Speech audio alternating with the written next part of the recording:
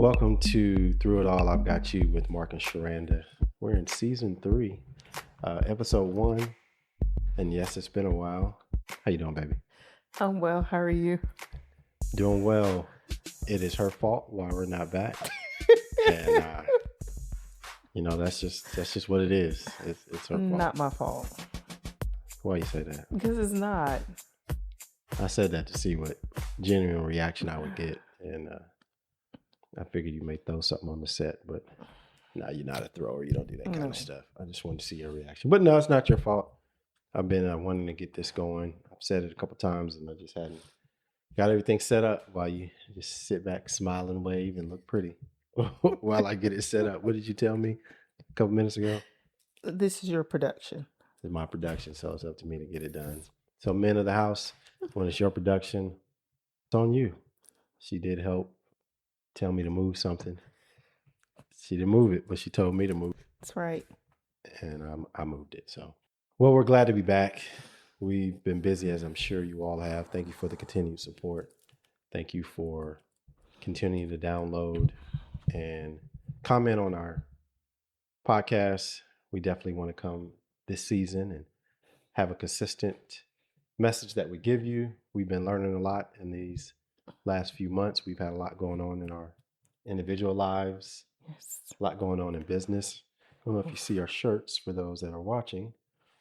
This episode is brought to you by the Brooks Realty Group, even though it doesn't say that on the shirt. It's one of our hashtags, real estate crossover. Came up with that hashtag because we both enjoy basketball. Our boys played basketball, and basketball crossover is, for those basketball heads, you know what a crossover is. It's a move to get you open.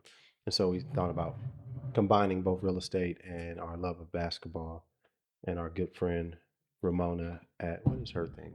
Monet monogramming. Our good friend Monet Monogramming designed these shirts, or helped bring these shirts to life. And so we appreciate her doing that for us. And we've been busy in real estate. If you're looking to buy, sell, invest, or get into the business in North and South Carolina, reach out to us. We can help. Just came off a little mini vacation. Yes. Spent some time in Hilton Head. Yes. You didn't want to come Enjoyed the back? beach. I did not. I love the beach. You don't swim in it. You don't have to swim in it to enjoy it. No, I'm just saying, I was just No, making I a point. don't swim in it. I just like to hear the sound of the water. It's just, so serene and relaxing and peaceful. I agree with you. We went out there at night, and it was a lot of people still out there at night. There was music playing. Someone was Mhm. setting up I don't know what they were setting up. It was in a different language, so we couldn't read it. I should have pulled out my phone and did Google Translate. I heard one of the girls say, "Would you be my girlfriend?" So, Okay. Hey, that's big for being your girlfriend. yeah, Had the candles and the yeah, teddy bear and teddy everything. It bear. was Yeah, really nice. it was nice. It was nice. Well, enough about us. We want to jump into this episode and talk a little bit about your village. Your village, as you're in a relationship, as you're in a marriage, or Or you're your moving, circle. or your circle. Okay, that's a good one. Your village is more of your, I guess, your children's thing. When you're raising children, you have a village, but you can have a village as an adult. I think it's important, but we'll use Circle. your circle. So, what does your circle play in your marriage, in your relationship, in as you're dating? What role does your circle play? And it really depends on you. It depends on your circle, and we'll dive deep into maybe some examples. We were Mhm. really prepared for this. I just gave her the title and said, let's just talk freely about what this means to you, and we'll see how it goes from there. So I'll let you, if you feel like it. Oh, you got the big eyes. As soon as I said that, I'm like, don't you turn it over to me. Would you like to start? You can decline the request, but would you like to start about your circle and how important that is? And I may ask you some follow-up questions based on what you say. I know. Your circle it's very important to have someone that you're able to go to with ideas when you're going through whatever it is. Not your people that's going to be yes people that's going to tell you the truth, the hard things you don't want to hear. but it's important to have, and everyone can't be in your circle. I have my go-to people that I do talk to, and same vice versa. I go to them, they come to me, and we're able to help each other through, situations and everything. The circle you go to the most, married, single, older, younger, life experience. Talk a little bit about that. So, my circle that I go to, they are married. I never tell my single friends about anything that's going on in my marriage. Not that I'm quite sure they can give advice, but I don't want advice from my single friends. I'm quite sure they probably seen things and know things. They could be biased. They can tell you to do something that you shouldn't do in your marriage, but majority of my circle, all of my circle that I go to is married. I do have single friends, but my circle that I go to talk about my married stuff are my married friends. I do have a circle as well. I do have, I think one person I go to that isn't married, but they have been married. I like the way they think because they don't give me answers that I also always want to hear. Mm-hmm. They're very open minded. They can look at things from both perspectives. And even if they are, they're single, maybe they were married or just, like you said, Right. have life experiences. And it's really about that person and how they think and how they interact with you. Because people that will just be agreeable, people that will just disagree Mm-hmm. because they have a negative viewpoint of things. Right. And you want to be careful of that. And then you have people that will just give it to you raw, whether you like it or not. And that's important at the same right. I have an example that I won't use names because that's not the most important thing, but I was just talking about marriage. It wasn't a problem. It wasn't a situation where we were just, me and someone were having, and this person is single. We were just having a conversation. Mm-hmm. And I was saying that I was cooking breakfast for my wife and blah, blah, blah. Just, question was, what you up to? And I just answered, cooking Right. breakfast for my wife. And their comment was, man, you whip, you doing that, this, that, and the other. And they made a couple comments. And it was jokingly how they said it, but I quickly snapped back and said, absolutely, I'm whipped. That's my wife. I'm supposed to do for her. I enjoy doing for her, and I'll continue to do for her. And I said, you would understand that if you were married. You've never been married. So how can you Make joke fun. on that Mm-hmm. and they quickly was like, hey, chill. And it came out, they were like, listen, man, I enjoy your marriage. I'm just giving you a hard time. Like, I want that in my marriage. It was cool to hear that part. Not that I didn't. I did kind of go off. It wasn't a bad go off. It's the relation. I have the relationship to do that with that person, Right. and they quickly recognize that. Listen, some things you just not gonna be able to say because you're not in that same boat. Where I'm coming from is a place that I enjoy doing these things for my spouse because that is my spouse. I committed to her, and I'm gonna continue doing for her every single time because that's who I choose. So anyway, I think that you have to be able to defend even if you go to someone and you hear bad advice and it's bad advice. Mm-hmm. You've got to be able to say, nah, you know what, that's just thank you for your advice, but that's Right. it's bad advice. Right. You gotta know, like, okay, thank you, but no thank you. And to know where they're coming from with it, the advice that they're giving you. Yeah, it could be from a point of envy. Mm-hmm. It could be a point of Jealousy. jealousy. They could be frustrated with something in their relationship and think that you're giving you have the same issue when it's a completely different issue. So yeah, you have to, even when you solicit advice, you've got to be able to recognize when it's good. And sometimes good advice makes you say, ouch, like, oh, Right. and you know it. Yeah. You know it. You want to make sure you're getting sound advice. Yeah. And the advice that I get, I know you asked, is it young people? I get it from both. I think I'm probably the oldest in my group some of them are younger than me, but I have gone to my mom. And my mom definitely is older than me. And, I love because she's going to tell me the truth. she doesn't tell me what I want to hear. Yeah, I can see that in your mom, and she'll throw some. She'll throw some. Extra. Yeah, she'll throw some extra in there. But yeah, she's pretty straightforward Mm-hmm. with her stuff. I've got both too. I've got some older. Recently started talking to some folks that are older as I'm growing in the relationship with newer people, and I'm careful of what I say too. Right. What I solicit advice for, because you want to make sure that you're not painting a negative picture of your spouse to someone, because then they could be looking at your spouse sideways. You want to be truthful, but you also want to make sure that you're guarding your spouse, and you want to take it from, I would say, my perspective. What am I doing? Not what is she doing? Because really it's about me. Right. When I'm going to someone else, you have to tell the whole story and not tell it from your viewpoint, because that's hard to do.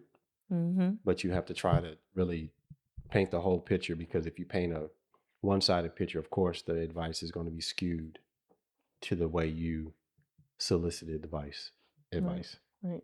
I know sometimes people don't go to their family members as far as being part of their circle, because when you go to your family, some family members, you go to them about your spouse, whatever, y'all make up, and then they looking at, like you said, they're looking at your spouse sideways, or they have some kind of feelings towards your spouse, and y'all have made up, and they looking at them or acting some type of way. But you have to know which family member you can go to, or friend that you can go to, because sometimes your friends can be that same way. That's in your circle. If you go to them and they looking at you sideways, and you're like, okay, why is Lamp treating me different now? Because I went to Lamp and told Lamp about us, and now they want to treat you different. So you have to know which people you can go to. How do you know? When do you? Because you may not know until you. How do you know? Yeah, and take that first time. So Or conversation. You just know from conversation, or be around your group, who you can go to and who you can't go to. So I'm gonna dig deeper into that. Not from you. No, I'm just gonna. I'm scared to say. I want to, because you said something I think is important. How your group, how they view things, Mm-hmm. is which I think you're getting at it, and we mentioned that earlier. How do they view just life as a whole? Are they a half full? Are they half empty? Do you see that they're pretty even with things that happen that you see at the same time, not necessarily issues or anything? Let's say you're viewing something, you all see something. How do they react from it? Are they a balanced type, or do they, automatically jump to a conclusion with things? So that's how I think the personality, the viewpoint, the opinions of your friends, your group, your mentor, someone that you want to confide in. And sometimes you need to confide in people that have marriage, maybe not have the same type of relationship, but you trust that they could give you some unbiased Mm-hmm. feedback. And it's good to have those type people. You don't have to be the best of friends. Right. And you want to, just know you can say this. Please don't tell anyone. This is between us. But just know, once it's released out of your mouth and into someone's ear, Right. you have little control over it. You can say all you want. From my mouth to your ears, keep it. But like you said, you don't have no control. You have no control. So just know it can slip up, girl, blah, blah, blah, blah. What? And it's gone. It's gone. It's gone from there. So just be mindful of that. As we're talking about this, I want to be very candid that you should have a circle to lean on in your marriage. There's people that, of course, have been married before you, will get married after you, have gone through things, some things very similar to what you're going through. And keeping these things to yourself sometime and trying to solve them on your own is not necessarily a recipe for success. Some things you can, but we as people sometimes, I wouldn't say are guarded too much. I mean, you got to guard things, but I think opening up and sharing really releases answers to come back to you. When you release things and ask and solicit for help, people want to help, especially if you go to them in earnest. And I would say, even in that circle, maybe pull your spouse in and hear especially if you share friends, if you share a group, and you should have some friends that you share. Maybe after they've helped you or spoken to you or gave you some things, you pull them in and say, hey, I want you to hear from them, and boom, boom, boom. Sometimes that softens it because sometimes how we are, yeah, you just saying that. Right. So that's just a suggestion I have. That's true. And then when it's your turn to be that sounding board, to give advice, make sure that you look at the whole picture. Yes, that's your friend that's coming to you, but all of us are wrong at some point. Mm-hmm. And your friend could be dead wrong, and you want to be able to advise them, not just in their wrong, but how to get it right. Right. What are some things you can do to get it right? And then check in on them. How did you do? Did you apologize? Did you boom, boom, boom? Did you, that check-in is important, and that's that accountability. They could have just you could have given them some really good advice, and they just kept it. Right. And didn't do anything, and now they still walking around mad at Lamp and mad at Dresser, whoever they are. So it's important. It is. It's important. You were saying that sometimes people don't talk to other people because they're guarded. And it's true. People, they are guarded because maybe they've been hurt before by telling a situation and it came back to bite them, whatever. And I understand being guarded. You have to find that one you trust. And I guess that comes over time, looking, watching, observing your group, like, okay, I see how such and such flows. So I think I can go to them with this. You don't want your business spread all over the place. And it's going to take time to develop that flow, that relationship. When you have it, it's good to let them know, listen, I'm going to come to you from time to time with things. I don't mean to bombard you. I'm just trying to grow from it. I like your spirit. I like where you are. From what I see, I don't know. When y'all get home, y'all might be throwing dishes at each other. I don't know. I don't see that, and that's good. And then if you have spiritual mentors or spiritual pastors or whatever, they don't have to be your pastor, but if you have spiritual, what is the word I'm looking for? Not mentors, but spiritual matriarchs, patriarchs. I don't know what I'm looking for, but folks that can pray for you, but also advise you at the same time. Yes, I want your prayer, but then I also need some practical things to put into place. Give me some things that have worked for you or that you have seen work you can help me with. And look for those that have longevity in their marriage. Those are important. And I wouldn't discount people that have been divorced, whether they're remarried or not, because I'm sure, depending on the person, they have some retrospective of why.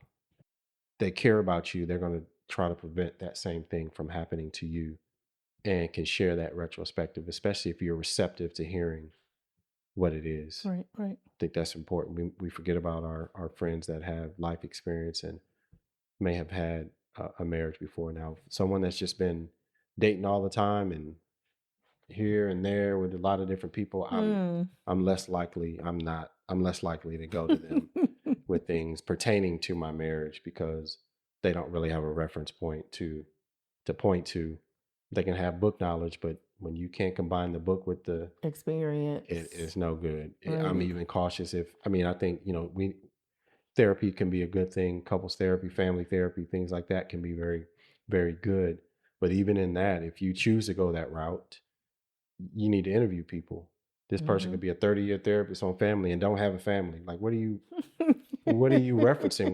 What advice are you giving? Referencing the book. The book and the what book. they learned. That's right. And the writer could be the same way. 30 years, and I think this should work. And it's not even practical. It's almost like teachers sometimes when they get, and I hope this doesn't offend, I'm not trying to, but when they get things pushed down from administration, especially those that have never been in the classroom, it can be a great idea, but very not practical at all for the classroom.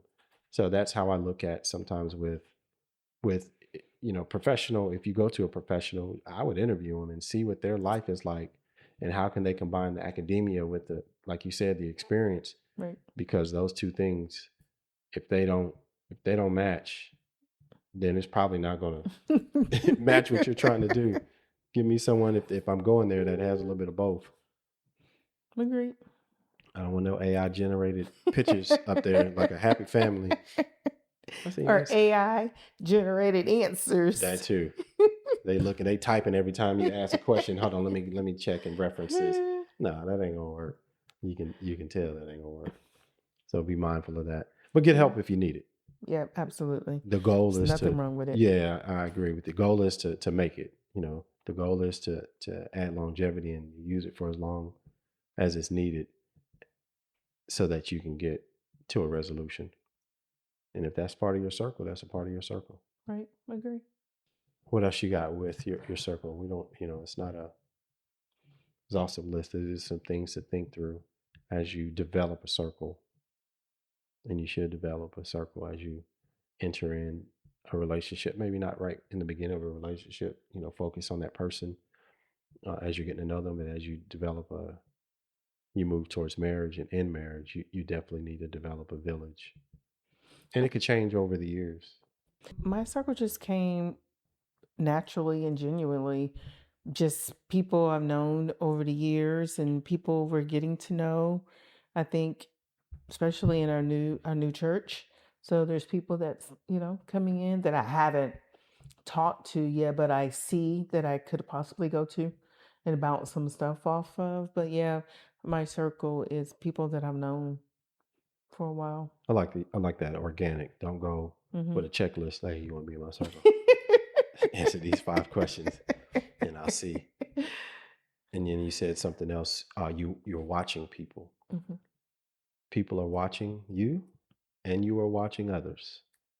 If you know that, the easiest thing to do is be yourself. Because if you're trying to be someone else, and people are watching you, it's exhaustive. So be your genuine self, and you will, like you said, naturally attract people that are similar, and hopefully you'll attract people that are different, because different is necessary as well. You don't need everyone that's the same as you. Right. And as you get involved in other things, like you said, even in our church, we're involved in certain things. It's helping us be exposed to different people, which helps us see different, and different is good. Mhm. Because you can only, your tunnel, you only know what you've been exposed to, and being exposed to other things increases your growth, your capacity, things you try. It's refreshing to see that. Yeah. So getting involved is important. Maybe it's something, an outlet that you like, bowling team that you all do together, and you'll be exposed to other couples that do that, and other people, maybe not even couples. One person in the marriage likes bowling, the other one doesn't, and they use that as their thing. And you find out, oh yeah, man, my wife, she does this while I'm bowling, and we come back together, and boom, boom. And how does that work? And now you starting to develop that, so you can, as you're exposed to different things and involve things, Right. look for those opportunities, develop friendships or relationships outside of your normal circle. Yeah. What about you? What about me? No, seriously, I didn't. No, the same question. What's the question? I forgot. I forgot the question. How do you develop the relationship with your circle? In this season, and I didn't know that's what she was going to ask me. In this season right now, I'm committed to being more intentional with relationships. I'm not waiting for people to reach out to me. I'm reaching out to people genuinely, just trying to check in on them, and really trying to do things outside of just a text or phone call, a get together, or lunch. What you up to? What do you, if you have children, what are they doing? Can I come? Mm-hmm. So I'm really and I'm able to do that now because we're empty nesters. And before, when our children were involved in things, you naturally got involved with the other parents, Right. What your children were involved in.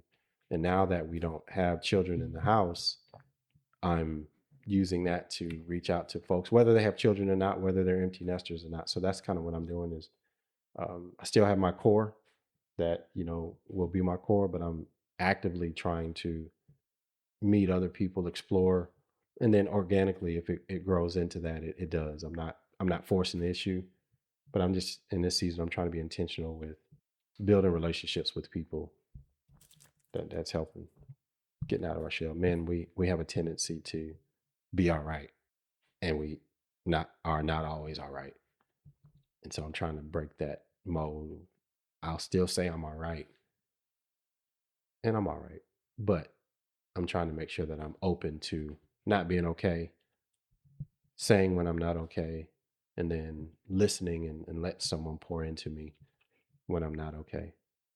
It's funny you asked me that, and I don't know why I mentioned it like that, but our youngest, turned 21 in June, a couple of weeks ago, and I called him, and I was just talking to him, and I was telling him how much, just wow, has time have flied in 21 years. Our youngest is 21, and how proud of him I was, and I just started crying, and he heard me crying. He was like, "Dad, what's up?" I was like, "Man, I'm thankful for you."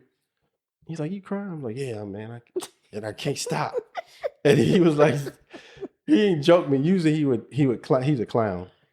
I think he sensed the seriousness of the appreciation. And so after I got off with him, I kept crying for a little bit, and it was tears of joy. I wasn't sad that I'm getting older. I'm 21 years older than when I had him, because he calls me old. But then I called one of my friends, and I told him, and he just listened. He was like, "Man, I love that. That shows that you love your child. It shows that, you're telling me that." Now, he joked me a couple times in there, and that's to be expected. But that's something I wouldn't have done, is express, man, just, that level of gratitude and happiness that it brought me to tears, and why. And I love that the openness that I'm finding now, and I ain't gonna do that with everybody. Well, I just freaking told a bunch of people now on this podcast, but it's refreshing it's refreshing to have relationships where you can just share, man, and people can appreciate the sharing, and it just opens them up for other things. Yep. I think I told you that, didn't I? No, you didn't. Oh, It's dang. okay. Failed again. It's okay. Yeah, if I don't tell you right then, it's gone. Just like you just asked me a question and I didn't realize what you were going to ask me. But that's who I am. So we hope that you enjoyed this. We are going to make every effort to make this more frequent. I didn't promise, but we're going to make every effort. Please give us some comments. Reach out to us. Let us know. And we're looking forward to having more couples in this season as well. So, for Mark and Sharanda, baby, you want to close us out? You got it. I forgot what I close out. I know. Well, until next time on Through It All, I've got you with Mark and Sharanda. Have a good morning, afternoon, or evening, whenever you listen to this. Like, share, follow. Keep going. That's all I like, share, follow. See you later.